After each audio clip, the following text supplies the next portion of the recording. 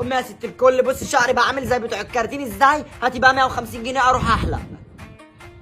ليه؟ هتحلق شعر صدرك؟ يا ست شعر صدري ايه اللي بتقوليه دوت؟ هو هدرج الجناب وهعمل فوطه سخنه وماسك بشره واستشوار ومكوى، هسشور. تششور؟ الله يرحم ابوك كان بياكل الدرع ويجي على اساس انها فشار.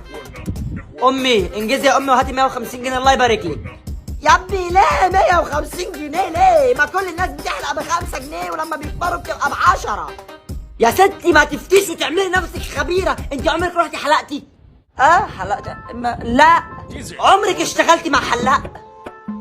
برضو لا.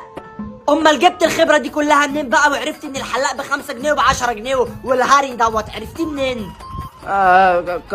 كنت بسرح لابوك شعره. لا كله الا الشخير ما تشخرش. بص خد يلا اهي 20 جنيه. 20 جنيه ماشي يا ستي كتر خيرك، انا رايح احلق يكشي يعجبك. امي يا ست الكل ايه رايك بقى في الحلقه الطرش ديت؟ بصي موت الموت. ايه ده في ايه ده؟ هو انت كده حلقت؟ ما هو لسه طويل من فوق زي ما هو واعمل كام باش من فوق. انزل دلوقتي روح قول له شيلهولي على بطه دي 20 جنيه.